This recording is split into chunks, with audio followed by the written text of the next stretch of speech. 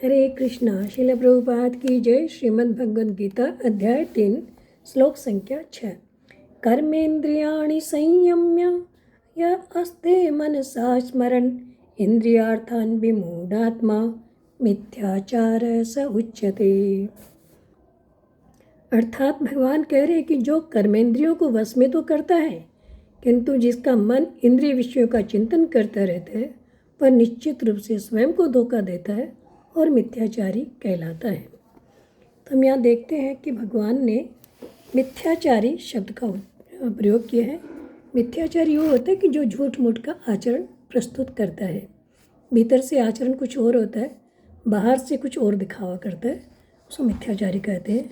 और यहाँ भगवान ने कहा कर्मेंद्रिय संयम्य। तो कर्मेंद्रियों से जनरली हमारी 5 कर्मेंद्रियाँ आती हैं, परंतु यहाँ 5 ज्ञानेंद्रियाँ और 5 कर्मेंद्रियों को ही भगवान बता रहे हैं, क्योंकि बिना ज्ञानेंद्रियों के जो हमारी कर्मेंद्रियाँ हैं वो कुछ कार्य नहीं कर सकते, उनके द्वारा कुछ कर्म नहीं हो सकता।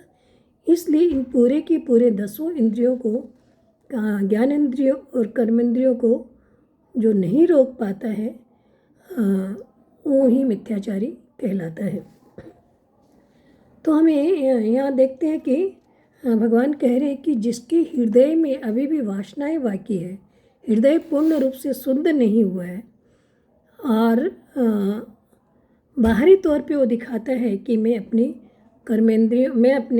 इंद्रियों को बस में कर रहा हूँ, मैं कोई कर्म नहीं करता, इस तरह से अगर दिखाता है तो स्वयं को भी धोखा देता है, क्योंकि अंदर से राग चिंतन आदि मिटा नहीं। यद्यपि उस व्यक्ति ने इंद्रिय के विषयों को बाहर से त्याग कर दिया और वह ऐसा समझता है कि मैं कोई कर्म नहीं करता हूँ, तथापि ऐसी अवस्था में वह वस्तुतः कर्म रहित नहीं हुआ, उसका हृदय पूर्ण रूप से शुद्ध नहीं हुआ। कारण कि बाहर से क्रिया रहित दिखने पर भी उसके अंदर अहमता, ममता और कामना के कारण राग पूर्वक विषयों का चिंतन बना रहता है और मौका मिलते ही वो इंद्रिय तृप्ति में लग जाने की संभावना रहती है। तो इस तरह से हृदय में ममता, अहमता, राग आदि रहने से उसके हृदय में चिंतन में कर्म होते रहते हैं। इसलिए पूर्ण रूप से न तो कर्म रहित हो पाता है, न ही वो सन्यासी बन सकता है। इसी कारण भगवान कह रहे हैं कि वो मिथ्याचारी कहलाता है। हम सांसारिक भोगों को बाहर से तो भोग सकते हैं, पर हम मन से भी भोग सकते हैं। हम बाहर से अगर रोक भी ले तो मन से हम उनको भोगते रहते हैं, मन में उनका चिंतन चलते रहता है। तो जब तक हृदय और मन शुद्ध नहीं हो जाता, इन कर्मों का त्याग कर देना उचित नहीं है।